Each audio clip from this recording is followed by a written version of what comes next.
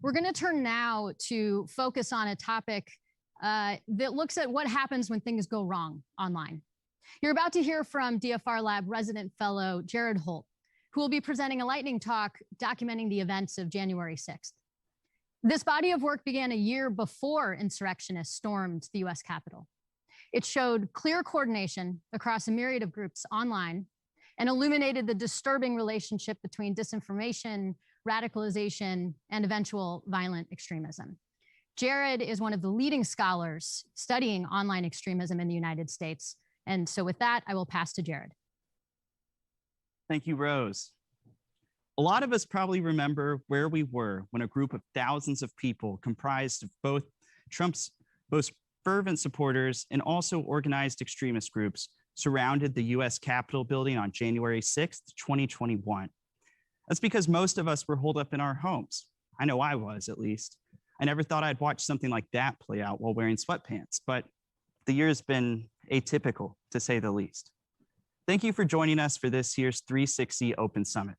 My name's Jared Holt. I'm a resident fellow at the DFR Lab, where I study domestic extremism in the United States. I've been, well, busy. What happened on January 6th, the breaching of the doors, the attacks against police officers, the chants of hang Mike Pence, and the trespass into the halls of Congress was the end product of disinformation and misinformation campaigns that had steeped in plain view online on many of the social media platforms we all enjoy using every day. And they did so for months before and after the election. The goal of this campaign, which called itself Stop the Steal, was to sow doubt in the integrity of voting in the United States, specifically where vote counts were close and where large populations of non-white people live. It often went further, questioning and rejecting the processes of democracy themselves, like ballot counting, for example. This campaign received both explicit and tacit endorsements from some of the nation's top traders in Republican Party political power, including then President Trump himself. After the attack on the Capitol, the DFR Lab did what we do best. We got on our computers and, using research skills rivaling that of a scorned ex-lover, strung together the story of what happened that day. Our findings tell a harrowing tale of a perfect storm unleashing havoc and coming inches away from harm even more deadly and more consequential than what happened. All things considered, I'm not sure we really appreciate how lucky we were that day that things weren't worse. Ultimately, the attempt at insurrection was unsuccessful, but it certainly wasn't for a lack of effort. Stop the Steal was the banner under which the Capitol attack came to fruition. In 2016, the phrase was used to prepare campaigns that would defend Trump's Republican Party nomination for president from would-be challengers, and later to prepare to contest what many thought would be a victory from Hillary Clinton in 2016 that never materialized. The phrase flared up again in 2018, that time focused on Florida and its close gubernatorial and Senate contests that year. In 2020, associates and proteges of longtime Trump associate and confidant Roger Stone, including several who assisted in prior Stop the Steal efforts like Jack Posobiec here, revamped the phrase to organize a nationwide protest movement that sought to pressure state and federal officials to overturn the results of the 2020 election. From the very beginning, the plan was to swarm vote counting locations. This was not a secret. They were shouting their plans into digital megaphones.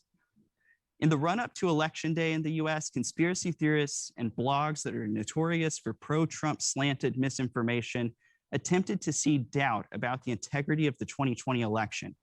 These actors would hype instances that they claimed showed foul play in the voting process.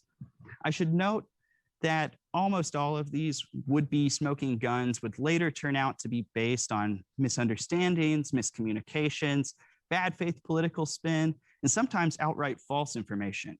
But the lies sank too deep, and they confirmed what the audience was then primed to believe, that the results of the election, should Trump lose, would be illegitimate, and that a shadowy network of nonprofits, government officials, and intelligence officials would be to blame. This boiled in the background up until the election for months. Within days of the 2020 election, political organizing groups made Stop the Steal catch fire. Several involved groups were flush with cash and influence and some maintained existing digital organizing infrastructures that were tried and proven by anti-COVID lockdown protests earlier that year. It enabled them to reach hundreds of thousands of people at a moment's notice. The organizers built out Facebook groups and event pages and got to work organizing rallies all across the United States. Every weekend, they hosted events at vote counting centers and state capitol buildings, demanding that the election process be altered so that Trump would not be found the loser. At some places, protesters chanted, "Count the votes." In other places, they chanted, "Stop the count." But I swear, if you try to make logical sense out of disinformation, you'll drive yourself mad. So let's keep going. One of the first Stop the Steal rallies took place in Arizona outside a building where votes were being counted. In the crowd were extremists and conspiracy theorists, and notably, a sitting member of Congress who represented the state. The rally also attracted several armed individuals, including armed supporters of the so-called Boogaloo movement, which centers on an ideology of imagined future mass violence. From the beginning, violent extremist movements were paying attention and attending Stop the Steal movement events. They did so, and their participation never received earnest discouragement. It was evident that the Stop the Steal movement was courting radical elements and therefore had the potential for some immediate trouble. While this was playing out on the ground, a broader network of pro-Trump figures were pushing Stop the Steal narratives on the internet, and they were pushing it hard. It dominated the right-wing digital zeitgeist for weeks and months on end.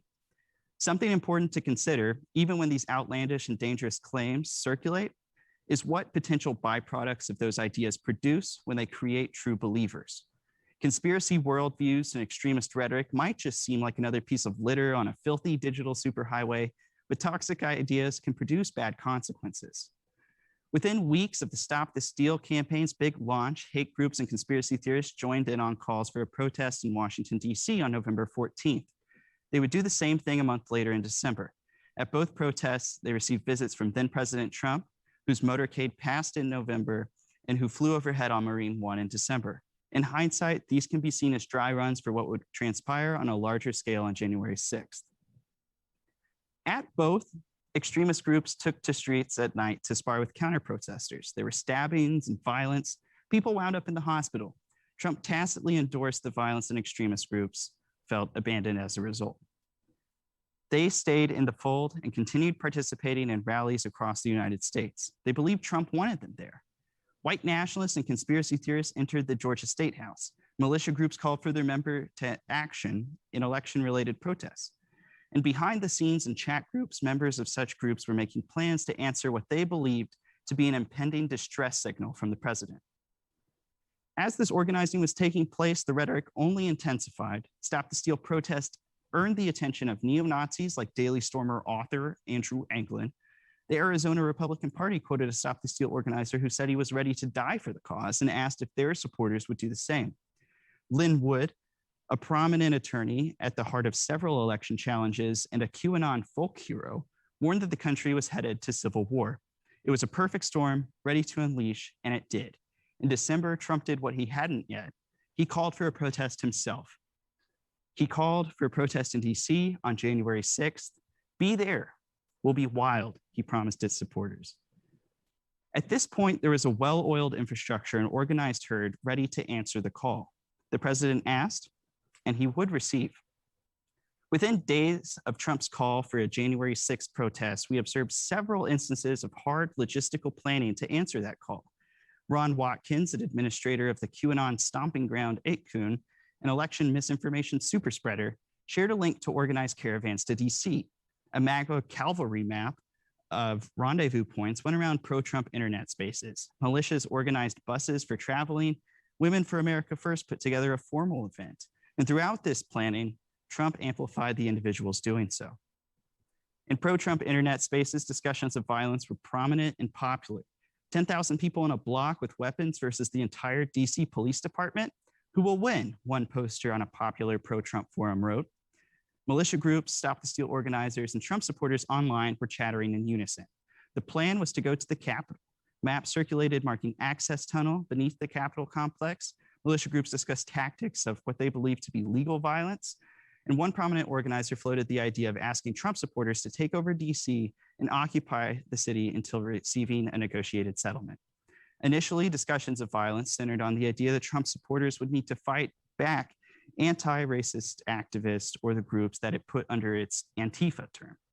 But in the days before the rally, in response to news that Vice President Mike Pence did not plan to refute the election results, the discussions quickly took aim towards the US government and those believed to be traitors within it.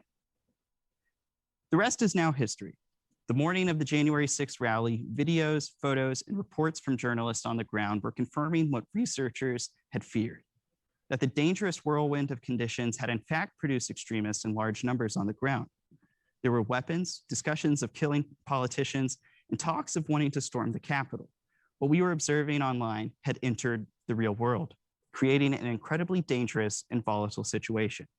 Speakers at the rally that morning continued to ratchet up protesters, and Trump directed them toward the Capitol building. The insurrectionist attack, although ultimately unsuccessful in changing the factual results of the election or preventing the transition of power, left 5 people dead and has so far resulted in hundreds of arrests. The 2020 presidential election marked the first time in living history that the United States did not experience a peaceful transition of power.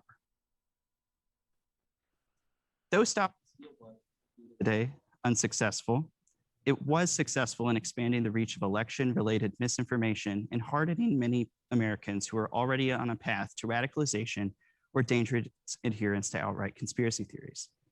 The consequences of the last year and the conditions that made it all possible will be a long-term project in the United States. Democracy is not inevitable or democracy is not automatic or inevitable. If we're to prevent events like the insurrection that occurred at the seat of American government, we must collectively restore the common belief in the basic rules and values of democracy. I hope you'll join us in that fight. Now I'm going to pass it to Emerson Brooking. He's a colleague at the DFR lab. We're going to talk about the kind of lies that animate things like January 6th. Thank you, Jared.